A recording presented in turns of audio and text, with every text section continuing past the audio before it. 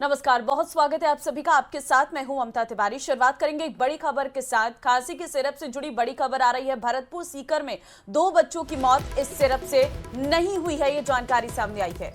तो आपको बता दें कि दोनों को ही ये दवाई जो है वो नहीं लिखी गई थी, ऐसा रिपोर्ट में खुलासा हुआ है। सीकर में एक बच्चे को खांसी की प्रतिबंधित दवा लिखी गई। सीकर मामले में चिकित्सक और फार्मासिस्ट निलंबित होंगे।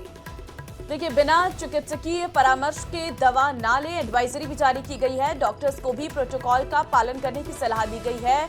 किसनेस फार्म के सिरप के साथ सभी दवाओं की जांच होगी। डेक्सट्रोमेथोफन हाइड्रोमिड के लिए गए थे सैंपल और RMSCL ने कंपनी के 22 सैंपल जांच के लिए भेजे थे। तो बिल्कुल डॉक्टरों को भी प्रोटोकॉल के पालन करने की सलाह दी गई है और साथ ही ये एडवाइजरी भी जारी की गई है कि बिना किसी चिकित्सकीय परामर्श के दवाएं ना लें।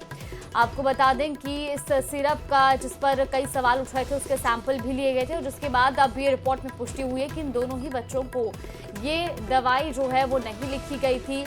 भरतपुर सीकर में 2 बच्चों की मौत मामले में जो ये लगातार सिरप पर सवाल उठ रहे थे, दरअसल रिपोर्ट में खुलासा हुआ है कि ये दवा दोनों को ही नहीं लिखी गई थी।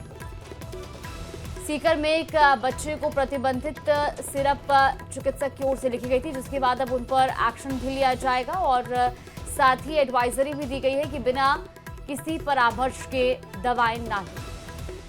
तो कौन सी है वो सिरप, वो भी हम आपको दिखा रहे हैं।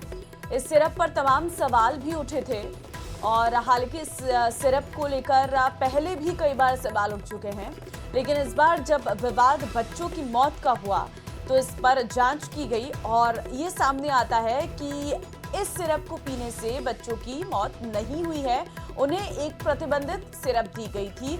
अब यहाँ पर एडवाइजरी ये जारी की गई है कि बिना डॉक्टर के परामर्श के आप दवाई ना लें। अक्सर गांव ढाणियों में ऐसा देखने को मिलता है।